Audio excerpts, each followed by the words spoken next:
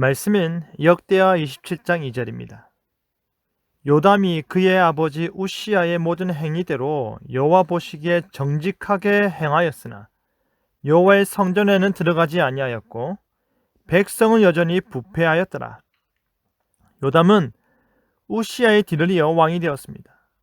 요담은 우시야가 노년이 되어 자연스럽게 왕위를 물려받은 것이 아니라 급작스러운 상황에 따른 왕위 계승으로 말미암아 왕이 되었습니다. 25세라는 어린 나이에 왕이 된 요담은 왕으로서의 자신의 역할을 감당하기 시작하는데요. 함께 강성해지자라는 제목으로 말씀이 주는 교훈을 함께 나누겠습니다. 요담은 그의 아버지 우시야의 모든 행위대로 행하였다라고 합니다. 우시야는 여호와 보시기에 정직하게 행하며 하나님으로부터 강성한 나라를 세워나갈 수 있는 복을 받았었습니다. 하지만 우시야는 직접 분향하려는 커다란 죄악으로 인해 문둥병이 드는 징벌을 당하였습니다. 그가 선한 행위로 말미암아 하나님의 복을 받음과 동시에 교만하여 불순종의 모습을 보이기 시작한 것입니다. 그 불순종은 제사장의 영역을 침범하는 데까지 이르렀습니다. 바로 분향단에 자신이 직접 분향하려고 했던 것입니다. 왕은 왕의 직무에만 충실해야 하는데 사울 왕이 사무엘을 기다리지 않고 직접 제사를 드려 하나님의 진노를 산 것처럼 우시야는 왕직과 제사장직을 겸하려는 주변 나라들의 모습을 그대로 따라한 듯 보입니다.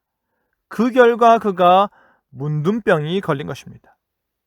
우시야는 이스라엘의 법에 따라 부정한 사람이 되었기 때문에 문둥병이 든 이후부터 별궁에서 지내야 했습니다.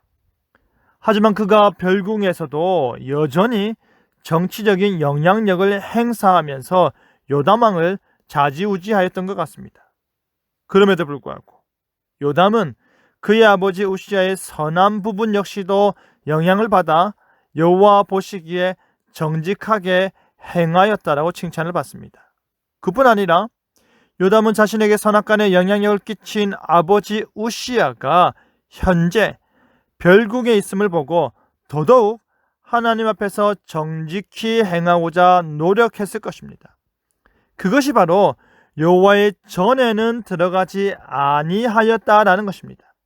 요담이 아버지 우시야의 행동 대부분을 본받아 행하였지만 그가 여호와의 전에 들어가서 자신의 직무가 아닌 제사장의 직무를 침범하여 하나님의 말씀에 불순종하고 그의 영광을 가리는 범죄만큼은 삼갔다라는 것입니다.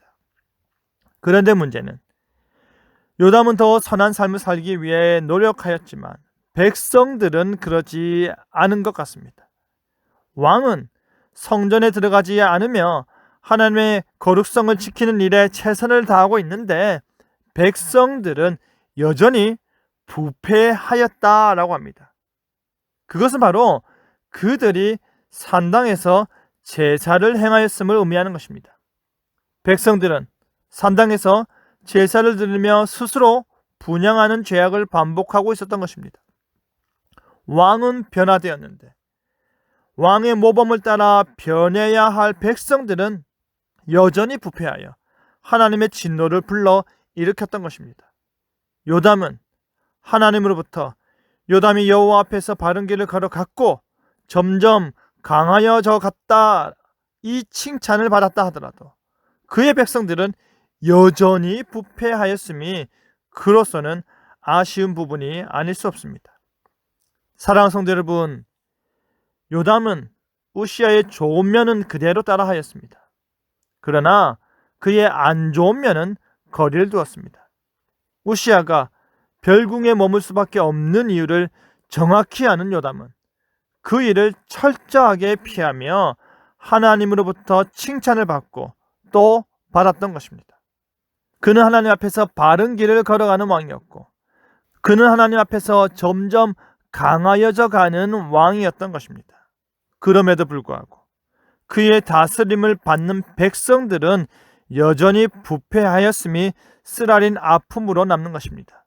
우리 자신은 요담과 같이 하나님께 칭찬을 듣고 하나님 앞에서 바르게 살고자 노력한다 하더라도 우리의 자녀들이, 우리의 지도를 받는 사람들이 여전히 부패하고 여전히 이전의 삶에서 벗어나지 못하고 여전히 하나님의 진노를 불러일으키는 삶을 살고 있다면 우리의 강성해지는 삶은 한편으로 허탈할 것임을 기억하시길 바랍니다.